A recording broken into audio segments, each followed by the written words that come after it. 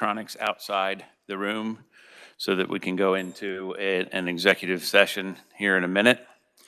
We'll go ahead and call the meeting to order and welcome our guest. Senator Thompson is with us today to receive the briefing and ask questions if he needs to.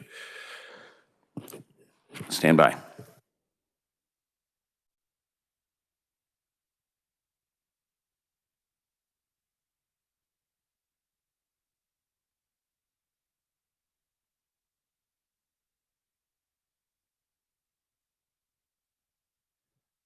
All right, with a motion, Vice Chair Turk. Thank you, Mr. Chair and committee. I have to say the words of this motion precisely, so if you have any questions afterwards about them, I'll happily answer them. With that, I move that the open meeting of the House of Representatives Committee on Commerce, Labor, and Economic Development be recessed for a closed executive meeting pursuant to KSA 75-4319 Alpha to discuss subjects relating to foreign adversaries and facilities and operations of national and state security information systems, with Lieutenant Colonel Keith Marshall, Senator Mike Thompson, and Representative Chris Croft, David Young, and the members of the committee pursuant to KSA 75-4319B, 12, and C. Because the discussion of such subjects in an open meeting would jeopardize such security measures, that the committee shall resume the open meeting in room 346 South at the State House at 2:06 p.m. and the discussion during the closed or executive meeting shall be limited to those subjects stated in this motion, and to record this motion, if adopted, as part of the permanent records of the committee. All right, committee, can I get a second? Representative Wilcott. You've heard the motion. All in favor say aye. Aye. All against say no. Motion passes. We are in executive session.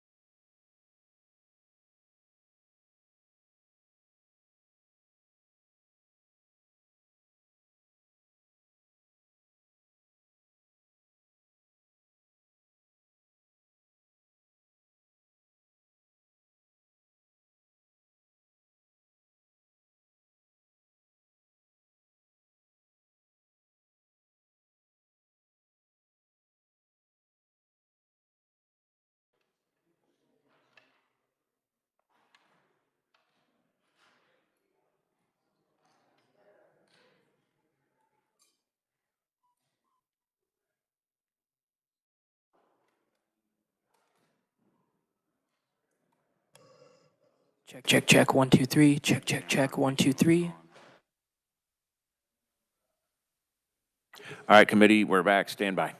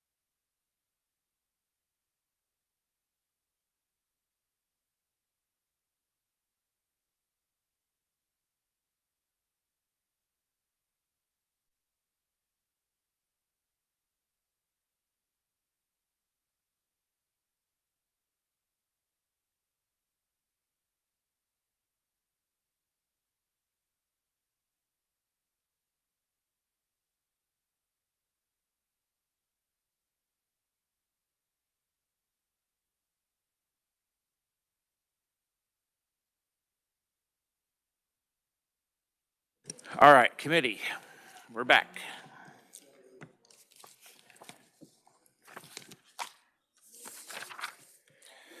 I'm going to go ahead and open the hearing on HB 2290, and we'll start with a briefing on what the bill does. Revisor Reimer, you can sit there if you'd like, or stand up if you'd like. Your preference.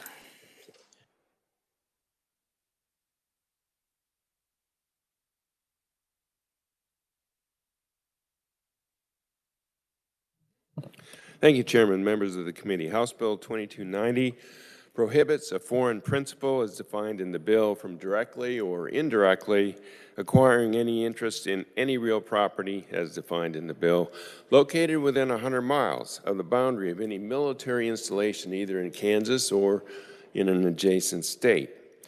There is a de minimis exception, and that's defined also in the bill. Note that real property does not include residential real property, so there's that exception. A foreign principal that owns any such interest in real property or acquires such an interest must register the interest with the Attorney General within 90 days after the effective date of the act or the date such interest is subsequently acquired.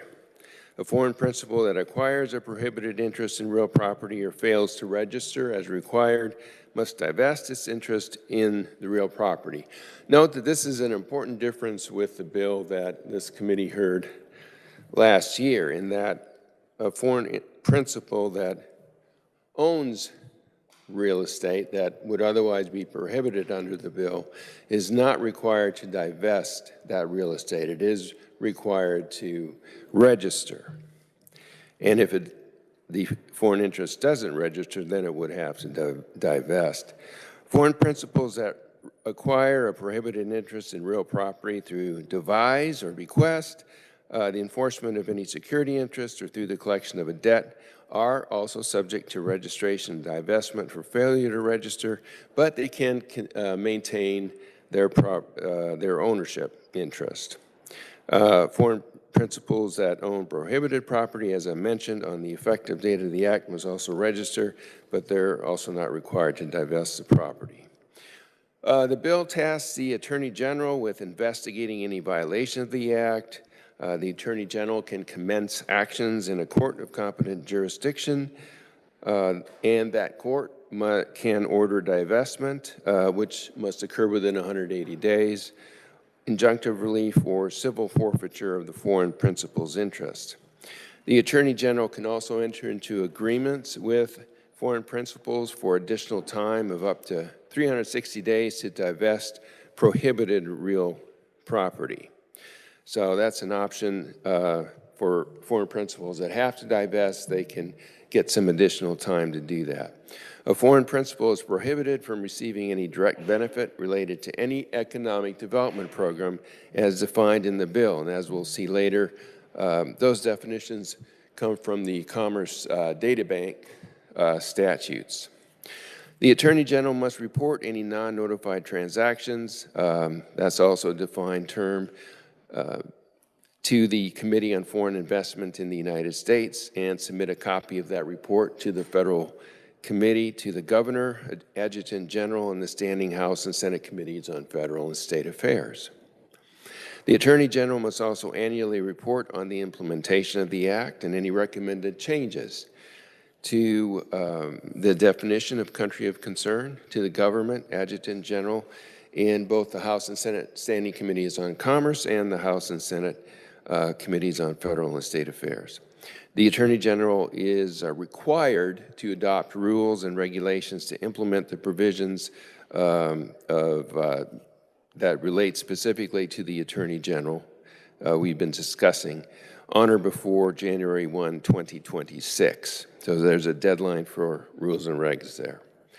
The Act authorizes the Fusion Center Oversight Board to adopt rules and regulations reflecting changes to the federal list of designated foreign terrorist organizations. The board must give consideration to state and national security risks and economic costs and benefits of following the federal action, but may not designate an organization as a foreign terrorist organization that is not so designated under federal law. The Act provides for an annual report by the K-State on the status and trends of all foreign land holdings within Kansas. That report is to be submitted to the Legislature and the Attorney General.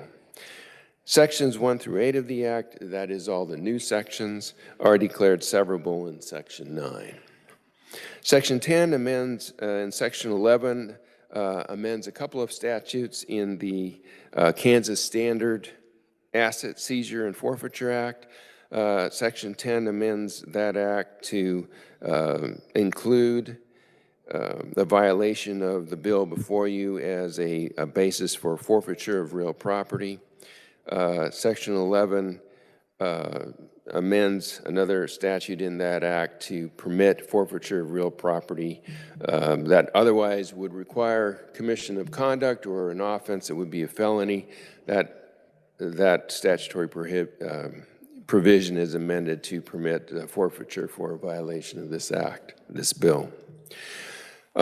So there are a number of definitions that are very important. Those are defined in Section 1 of the bill. Company, defined broadly. Country of concern. One difference with the bill that you were previously referencing, drones, is that in that bill, countries of concern were listed out. Here there's just a reference to the list, the federal list at 15 CFR Section 7.4, and that should probably be changed because the reference has changed. De minimis interest is defined there. By the way, the countries of concern are the same. It's just a difference in how they're designated. De minimis interest is defined. Foreign principal is defined. Interest in real property is defined. Also definitions for military installation, non-notified transaction, and for real property. So that is basically what the bill does. Stand for questions. Thank you, sir. Any questions, committee? Representative Clayton. Thank you, Mr. Chair. And Charles, you brought up one thing that I noticed right away, which was the difference in countries of concern. They are listed clearly out, defined in statute for the drone bill, but they're just referring to whatever the federal government decides is a country of concern at the moment. I would like to see some sort of, universal language in that. So for instance, how often, the other concern that I had is that, all right, so committee, if you look at page 2, line 1, it says any foreign adversary as such term is defined as is in effect on April 1st, 2025. That, we don't know what that is because it's not April 1st yet. Tell me how that works. Help me understand. April Fools. Yes. I'm sorry. It's not April Fool's yet. It's March Charles, 1st. go ahead. Thank you, Chairman. Yes, I noticed that, and I'm not sure why there's a specific reference to April 1st. I'd have to look into that, but that is kind of unusual. Perhaps there's some reason in the federal regs why that's there. All right, and so that also kind of goes with line 4, where it says terrorist organizations as of July 1st, 2025. And in effect, I understand those might be, again, just national language, but this thankfully isn't the federal government. This is Kansas. So I thank you. Any other, I don't know, any other clarification you can provide us on why that language is there and what it does and what it means? You mean the references to the federal provisions? Yes.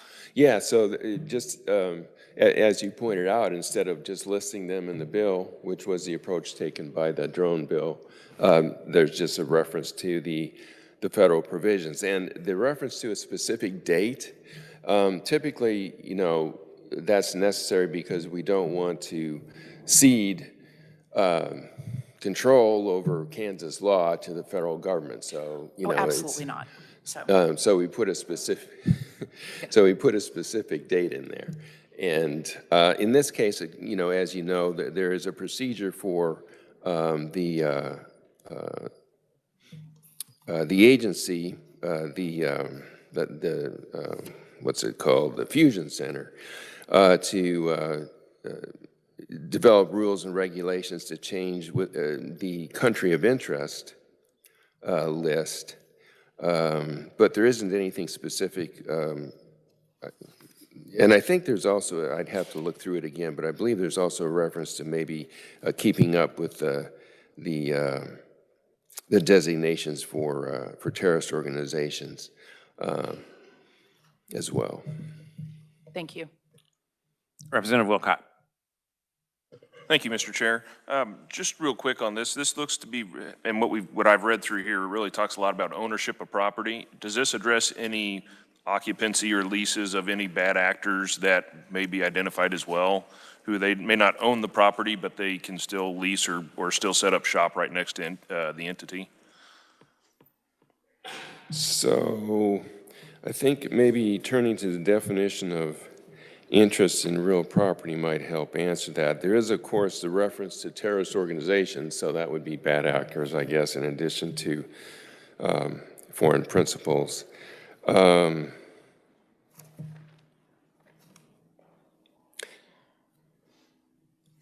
I think there is a reference here to those kinds of, turning to section 3 here.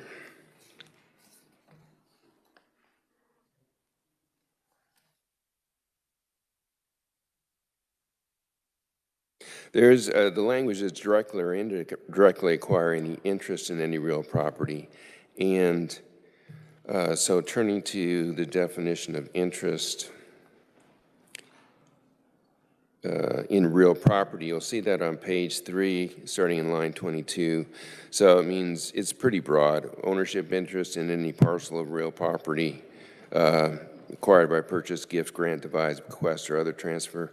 Ownership or other interest in any easement or other right of egress. So that kind of covers, I think, what your question was. You got a follow-up? Okay. Representative Wassinger. I'm not sure you can answer this, Charles, but why is K-State doing the annual report? Yeah, so any answer on my part would be speculation. My guess is that K-State is already involved in that kind of research or activity, but I don't know. They're involved in the research. Okay, thanks. Yeah, they're a land-grant university, and have offices in all 105 counties. Representative Shue. Thank you, Mr. Chair. I guess one comment, one question. In terms of the foreign terrorists part of it, that one's pretty new. It's not in the foreign investments language, I don't believe. And I'm looking at the list right now, and they make updates to that pretty frequently. The most recent update was February 20th, 2025. And so I guess I would just feel weird about the way that it's set out in statute, that it's like just once whatever it is at July 1st, 2025, it's locked in, and then we would have to revisit. I just think that We either need to mirror it to the other foreign adversary legislation that we've passed or just make it more flexible. That's a comment. The question that I have is, so you said it's a pretty significant difference from last year's bill that these foreign adversaries would no longer be required to divest necessarily. They would have to register. So basically my scenario last year where I talked to where a Chinese immigrant wanted to open up a restaurant, they would no longer be required to, or not be allowed to do it or be able to divest from it. They would now just have to register to do that. Is that correct? Yes. Okay, thank you. Any further questions? Representative King. Thank you, Mr. Chair. How would this bill affect what the Commerce Department has done for Schwann's in Salina for the last 5 years? They've given hundreds of millions of dollars in incentives, and Schwann's is located on the Smoky Hill bombing range. So it's actually located on the range or in the airport itself. So would Schwann's be considered a foreign principal, which is owned by the South Koreans? I don't believe South Koreans would be on the list of countries of concern, so probably not. So a foreign principal means a person from one of those bad actor countries. So the definition of foreign principal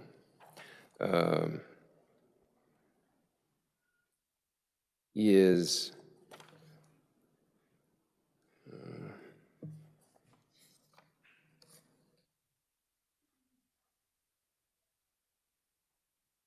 well, if you look at page 3, I thought there was a definition for foreign principal. Oh, here it is. Yeah, page 3, subsection H. So you can, that again is a pretty broad definition, just like real estate. It's the government, and by the way, this is very similar to the drone bill that you heard previously. The definition is very similar. The government or any official of the government or country of concern, so that wouldn't include South Korea. Any political party, subdivision thereof, or any member of a political party of a country of concern. Again, the reference to country of concern. Any corporation, other business entity that, with the reference there to country of concern, any agent of a country of concern, and any individual who is a citizen or resident of a country of concern. So the definition of foreign entity is really tied to country of concern, and so probably there would not be an issue there. Thank you, Mr. Chair. That answered my question. Representative Osmond with a question on the bill. Thank you very much, Mr. Chair. So, Charles, last year we did a civil asset forfeiture bill that passed into law, and I'm wondering if, because we're dealing with potential civil asset or civil forfeiture here, would the same rules be applicable to that extent? There is a requirement of clear and convincing evidence as a standard for seizure. Is that the case here, or the standard that the courts would uphold, that there'd be a clear and convincing evidence standard? And secondly, if the government or the Attorney General's office does not rise to that standard, is there was under that bill a fee shifting application? Would the person who, or the entity whose property is being seized, be able to obtain attorney's fees from the Attorney General's office should the Attorney General not be successful in a court of law? Representative, so I can answer that question to the extent that any provision of that act, the Forfeiture Act, that would apply to the list of either violations or conduct in 604104 that also, if the bill passed, would now include a violation of the Kansas Land and Military Installation Protection Act. So any provision of that act that would apply would also apply to the act. Basically, you know, there is no requirement that there be a conviction necessarily, but there, you know, there is a requirement that, you know, there be a standard for forfeiture. But I'm not familiar enough with that act to really fully answer your question. It's just that I can, you know, tell you that in this bill, the only provisions are amended are those that that allow a violation of this bill to be subject to, the violator to be subject to civil forfeiture. Thank you. I guess, so if we don't know, I mean, this might be something that hopefully we can find out. I am just looking to find out what standard of proof the government is held to when we're dealing with seizure of property. And then whether, if the government is unsuccessful, whether attorney's fees can be applied against the government. Yeah, and I can certainly look that up for you and get back to you on that. Thank you very much. Any further questions? Representative Laura Williams. Thank you, Mr. Chair. Okay, so just so I understand this, in comparing it to Senate Bill 172 last year, businesses that are owned or have subsidiaries owned by foreign adversaries have to register with the Attorney General's office. They do not have to go through the CFIUS process. Is that correct? Yes, Representative. The only requirement is registration. Okay, great. Thank you. If they previously owned the property. Okay, great. Thank you. All right, seeing no further questions, thanks a lot. We're going to go ahead with oral proponents, and it looks like Majority Leader Croft is back, so we'll have him go first. Welcome back to committee, sir. Thank you, Mr. Chair. And the red light is on, so I figured that out this time. Thank you, sir, and thank you, committee. Make no mistake about it, guys, we're at war. No matter what you think, we are. The West's goal, the goal of our foreign adversaries is to defeat the West, to defeat the United States. They know they can't do that on the battlefield. They can't do it head-to-head against us. They have to divide us to do that. When America's united, that's our true strength. When we come together with all the different aspects that we have and unite to go after something. You see that time and time again, and I could tell you story after story about experiences I've had through my 30-year military career and how I've seen that come to play. But I won't bore you with those stories. Maybe later on we could talk about it, as the vice chair was telling me to make sure I stay focused. You know, this is what the basis of our enemy's efforts are to divide us, to sow discourse, to come in and steal technology. And you've heard many of those things already, so I don't need to continue to beat this thing. But their job is to take over our economy, to rebuild the Silk Road. And you can see that's been their strategy since the 50s, to come back in, create the Long Walk, to recreate the Silk Road. They've created an organization called BRICS, which is ideal. Their mission is to undercut the U.S. currency, which is the trade capital, and create one with their own in there. And by doing that, you usurp the United States as the leader for this world. There is an attack on our military-age citizens. You guys remember from last year, many of you that were here, I talked about the fentanyl attack on us. Over 300,000 Americans, citizens, individuals that live here have died from fentanyl. That is part of the attack plan as well. All of these things work together to defeat us and keep us divided. They use, and the reason I bring that up is because they use many of our businesses, many of the businesses that are here, probably smaller ones as what we're seeing, to use as storefronts, a front for operations that are attacking our youth and others.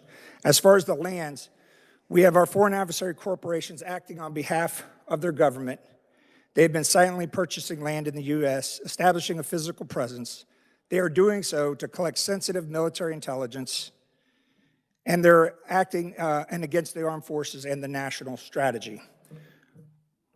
Foreign adversaries are buying up strategically placed farmland, around 19 bases so far that we know of. We had the single biggest is a Chinese Communist Party member who has over 200,000 acres of farmland. All of that was not initially reported until people started looking into it, started asking questions. Since 2019, Chinese land ownership in the United States has grown over 30%. Neighboring states have taken steps to protect their own land through legislation and executive order. I prefer the legislation part of that since we're here. And similar proposals have again been introduced at the federal level. In reference to last week when we talked about this thing, this is a team effort. The federal has a thing to do. We have a portion to do. The president and the last president made this as a priority to try to solve this. We have more than, and then earlier in your thing, we have more than 1.1 critical nodes in Kansas. So when we start talking about the bases and everything else, what we don't want to do is list out the 1.1 million nodes, because then that just tells our foreign adversaries exactly what we're looking at so they can find the other things that we're not looking at.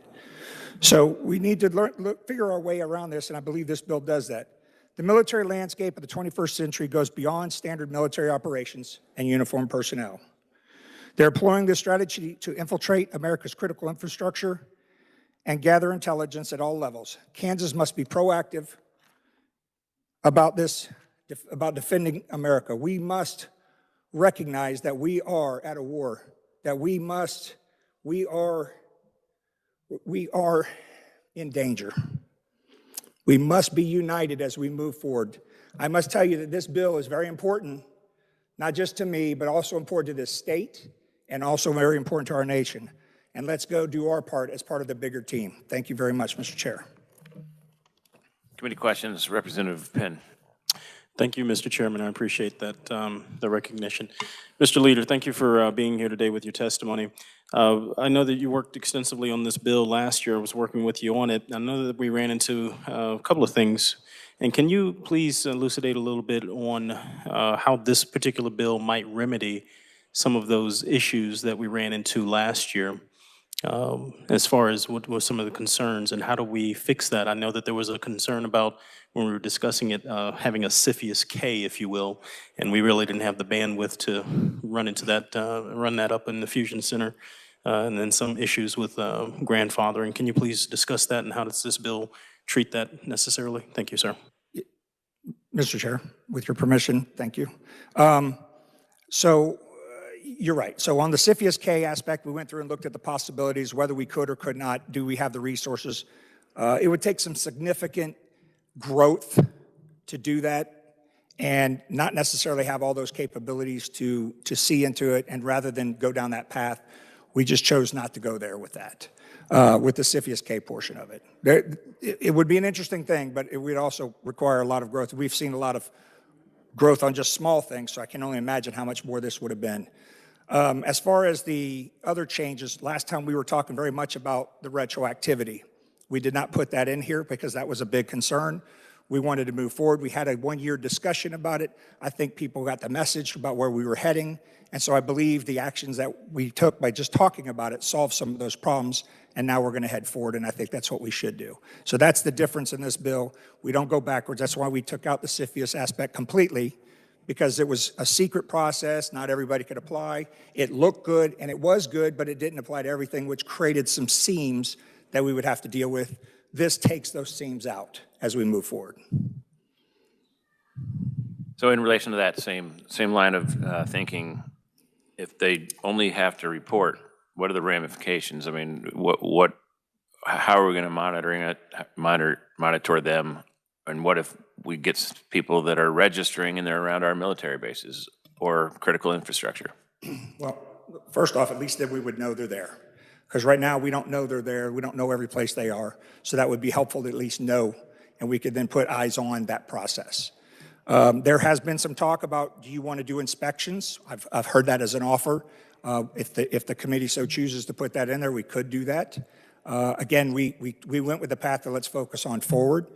Now, one of the things in the bill, if they don't, as I understand it, is they must report in, tell them that we're here, and if they don't, then that's a violation of this law, and then it takes different actions. But that's where we were going with that. Representative Hsu. Thank you, Mr. Chair. I just want to publicly thank you, Mr. Majority Leader. I had a lot of grave concerns about the bill last year, and I think it would have impacted a lot of people who are here legally in terms of especially the business and the lease agreements part. And I think the ability for them to just register, which, you know, I don't love that idea of there being a registration list, but I think at least makes it workable. So I appreciate you being open-minded about that. My question is just kind of broadly, and I've had this kind of thought a couple of times. This came up in a financial institutions bill as well, in terms of kind of money transmitting. But do you see some logic? And so part of me thinks that a bill like this, and more so last year's version of the bill, just kind of pushes these very intelligent foreign governments to acquire land in less known ways, right? These guys all have, you know, agents in other countries, and so they could very easily just hire, just to use an example, like a Filipino person to do, like, buy land for them, in which case we would never know. And so I don't want to necessarily give our constituents a false sense of security if it essentially just pushes these guys into less transparent ways than if they did buy it and they were Chinese or whatever. Just something I'm thinking about. Majority Leader Croft.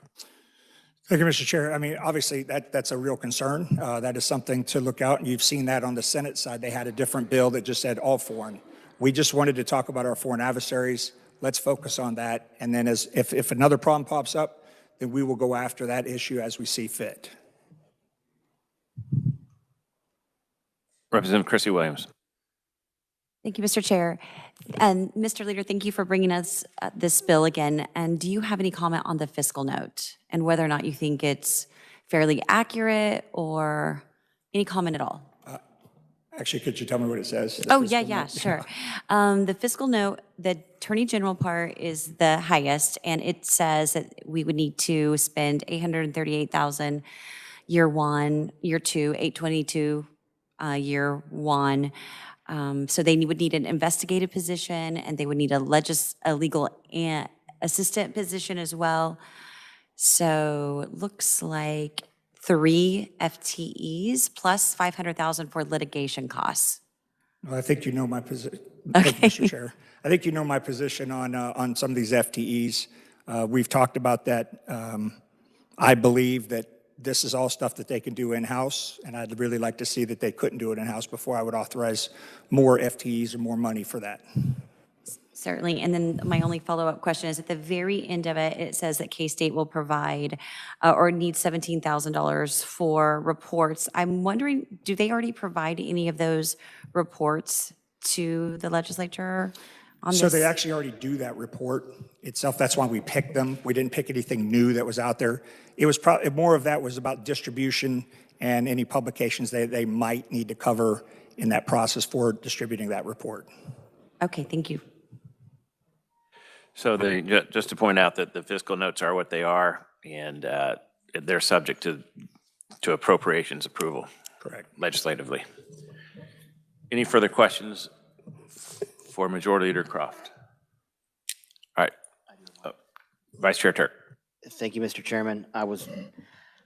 It's a heavy question, so I was deciding whether or not I wanted to burden the committee with it. But I'm looking through the acts that are defined, foreign principal, countries of concern, using, we're in the bill, it's using the established federal criteria under 15 CFR 7.4 and 8 USC 1189.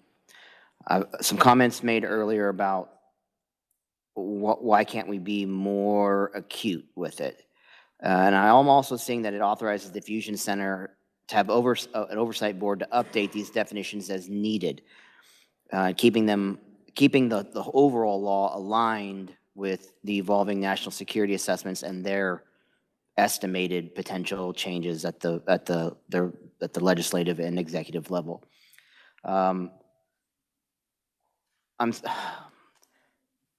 We have specific countries being exempted, for example, the Republic of China, Taiwan. Now, I'm seeing all this and in its totality. Does that give us enough flexibility well, first of all, in your opinion, does that give us the appropriate flexibility as time progresses and these threats evolve? loaded question. I apologize. Majority Leader Mr. Croft. Chair. Thank you, Mr. Chair. I don't want to act like I'm in a different committee. Thank you. Yeah, I'm going to have to think about that one a little bit more. I do think it gives us the flexibility, and I appreciate you asking this question because I need to address it also. I heard earlier that there was the comment about we listed used a list at the federal level. And in our other bill, we did list the individual countries. I'm fine with listing the individual countries. I'm not opposed to that. I think that makes it smooth. No issues there from my perspective. But what was said was that we want to make sure we don't give our authority away to the federal government. I agree with that. At the same time, we also don't want to make it so simple to change that list that we just do it on a whim, and then 5 months later we change it back, and now we're doing the snap. These are big things that are happening to businesses, people that are owning land. We don't want to make this where we can easily change anything. It needs to come through the legislative process. We need to have the debate. We need to have that discussion going through. So I just generally, my initial answer is I think it gives us the flexibility we need with the input from the Fusion Center and others as we move forward. All right, not seeing any further questions. We'll move on. Better be good. Thanks, Mr. Chairman.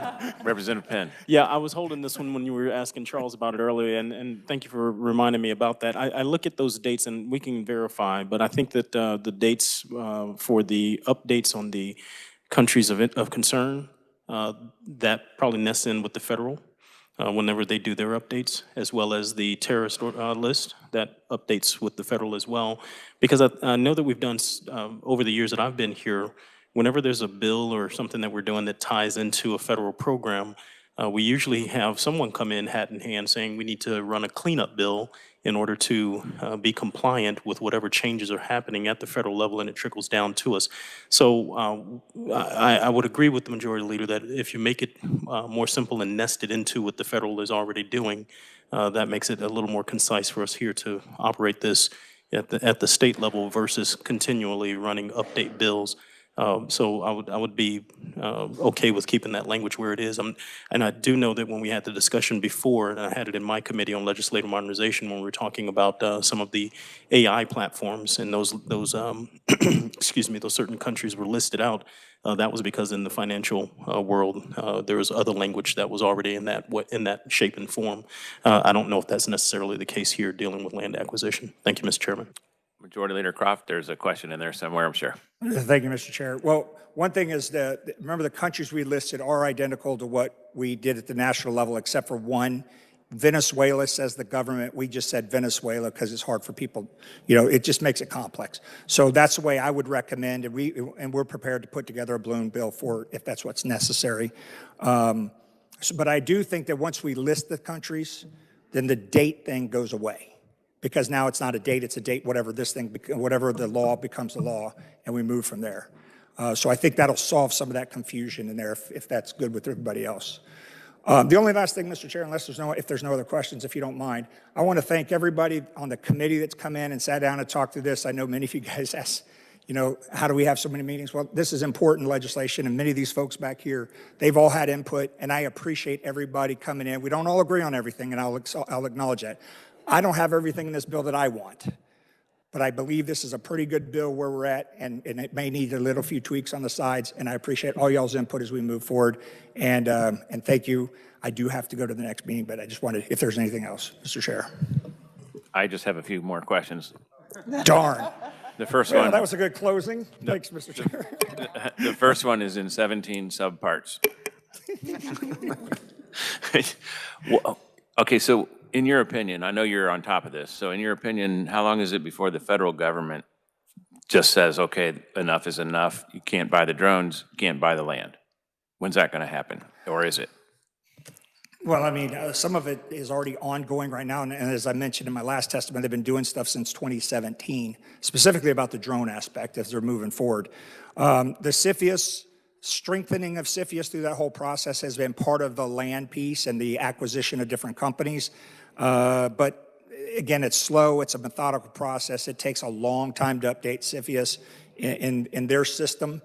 And so I think until such time, but look, at the end of the day, I think we are setting a date certain, and then we'll let the federal government catch up to us whenever they do. All right, thanks. You're free to go to your next meeting, sir. Thank you, sir.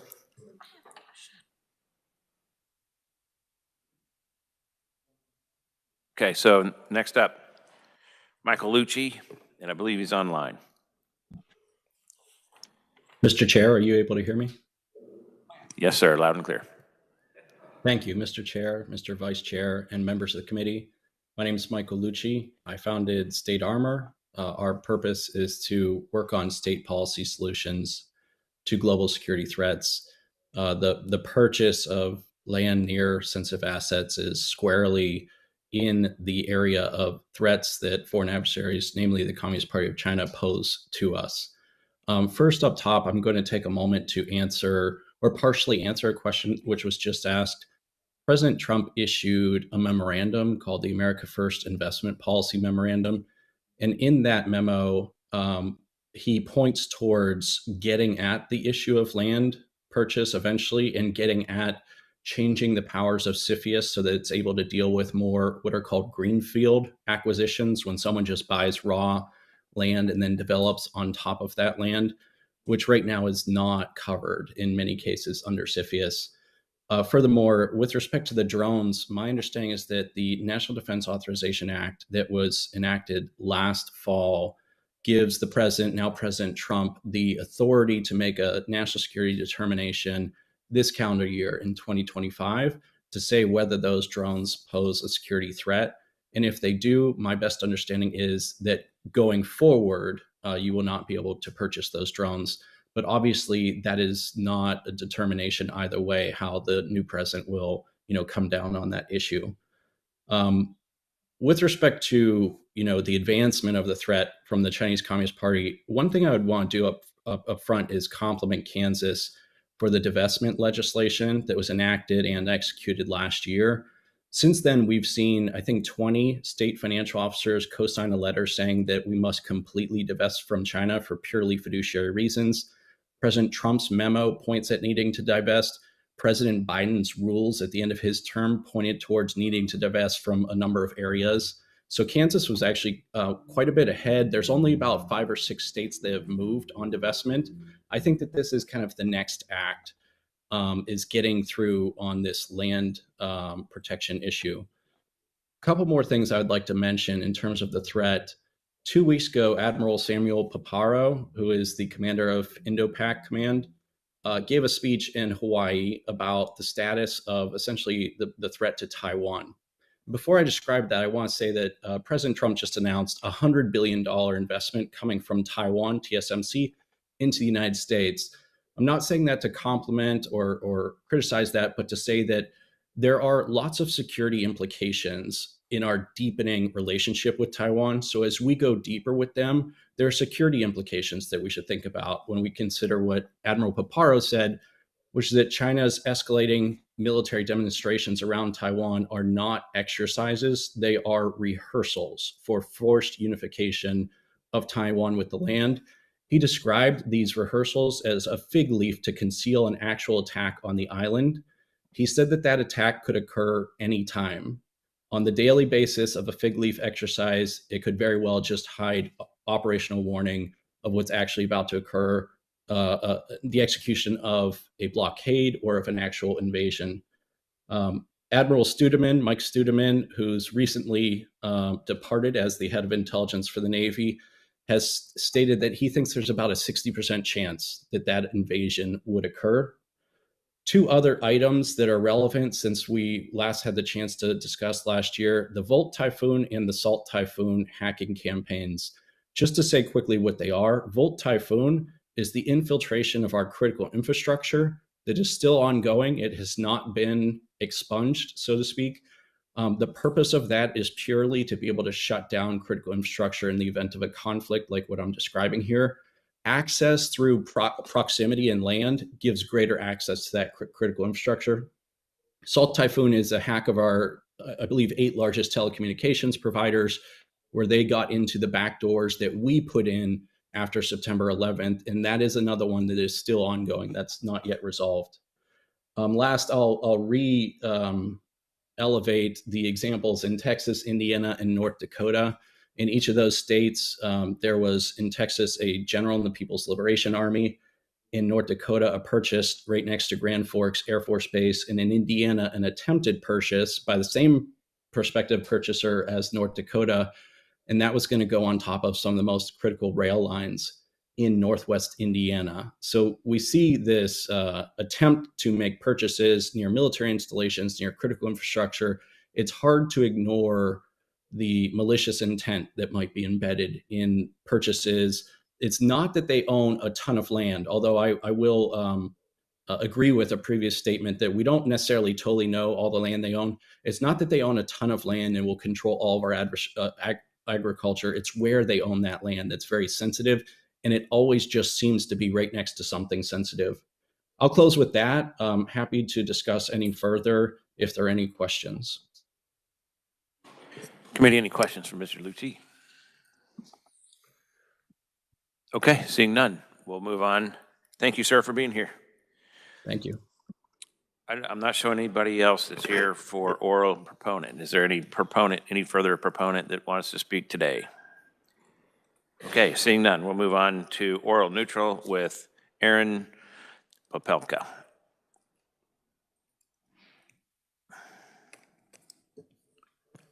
Thank you, Mr. Chairman and members of the committee. I'm Aaron Popelka with the Kansas Livestock Association. It's been a year since I've been here, so for those who don't know us, we represent livestock, about 5,700 livestock producers across the state, primarily focused on the beef industry, but we also have dairy and swine producers as well. And it's particularly the swine producers I want to maybe focus on today. We're here neutral. If you're here last year, we were opposed, and we moved to neutral with the grandfather clause because our main concern is not to disrupt the meat processing capacity in the state and across the nation. If you think back a few years ago, we had significant disruption in the meat packing industry when COVID occurred, and small disruptions can cause impact on the producers themselves. And so that's a few things I want to talk through in regard to that. So I think first I might back up, and our organization is based on policies we vote on every year. And our general operating principles is that we're a free market with minimal government intrusion. On this topic, our board took a look at it and said, you know, there are certain instances where probably there needs to be some level of government oversight here, in particular on security. In looking at this topic, I think it'd be our preference to have the federal government take the lead here. And I think if you look at some of the things that were mentioned that have been done, the federal government is becoming more active in this space. Last year, one of the appropriations bill added the Secretary of Agriculture to look at not agricultural land purchases, processing purchases, and things like that on a case-by-case basis. That was followed then by a final rule on CFIUS that allowed them greater oversight, penalty authority, and compliance authority. And then I think it was already mentioned here in February, President Trump signed a security memorandum directing CFIUS to take more active role. We think that's a good step. We also realize there may be a role for the state government as well. In that case, some of the guiding principles we'd like to see, and I think for the most part this bill does that, is limit itself to foreign adversaries and security threats. Agriculture, like many businesses, has become diverse. Financing, equity can come in from different areas, different countries. And we need to be focused on those that want to do us harm. Don't target agriculture. Certainly, any type of land purchase can pose a threat. And then also, certain exceptions to make sure title flows freely, and this bill does that on foreclosures and inheritance. I think where we have somewhat concern and want to talk a little bit about maybe ways to look at improving the bill slightly, deals with those businesses that have been determined not to be a security threat, but may fall within the very broad definition of foreign principle that's in the bill. In particular, I mentioned I want to talk a little bit about the swine industry, is Smithfield Foods. So those not familiar with the company, they have 2 plants here in Kansas, in Junction City and Wichita. Smithfield, and those plants employ about 1,000 people, about a $1.6 million in state and local tax revenue, and play an important part in further processing of pork products. Smithfield was founded in 1936, and it is a U.S. company, and just recently in January had an initial public offering and is traded on NASDAQ. While their majority shareholder, their parent company is WH Group, it too is publicly traded in Hong Kong, and over 60% of the shares are available for public trade. So they're not I would say, the state communist-owned company that I think this bill is focused on. I think from our perspective last year, we offered, and this committee approved, and the legislature approved the CFIUS exemptions. I've included that here. And I know there's some concern, talking to some members before this committee and then listening to the proponent testimony about that process. I think the amendment we have is focused on whether there's been an analysis by CFIUS and a determination of no security threat, but certainly understand that if there are members uncomfortable with that, there may be some alternative ways to get at making sure Smithfield has the ability to continue operations.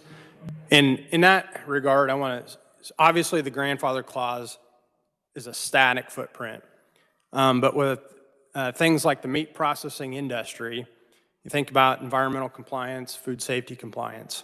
So if KDHE, EPA, USDA said, hey, you need to change the footprint of your plant to be in compliance, do we want to lose that processing capacity here in Kansas because of that?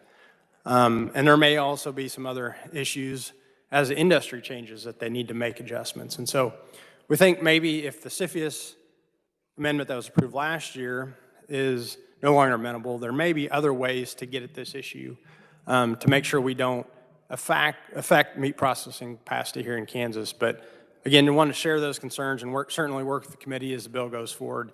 And happy, Mr. Chairman, to stand for any questions at appropriate time. All right, so seeing no questions, and we'll review that amendment. Have you run that amendment by Majority Leader Croft? Have you talked to him about it? We have, and we're still discussing it. So hopefully we can get to something before you work the bill. Okay, we'll talk to him. All right. Thank you. Seeing no further questions, thank you. All right, anyone else here for neutral? I'm not showing any. Seeing none. Are there any opponents in the House to testify orally? Nothing, seeing none. All right, so we do have some written only on both sides, and you can review those in the S Drive committee. And we'll go ahead and close the bill hearing on HB 2290. I would say that tomorrow we have a relatively large bill from the Department of Commerce that we're going to be working for the aviation industry and advanced manufacturing. That may take the bulk of the day. If we do have time, we'll start to work on some of these bills that we've heard in the last week. But the goal is to get the House bills across first so that they have time to get over to the Senate in this unusually short time frame that we've been given to get laws passed around here. So with that, we're going to adjourn today, and I'll see you in the morning, or see you tomorrow at 1:30.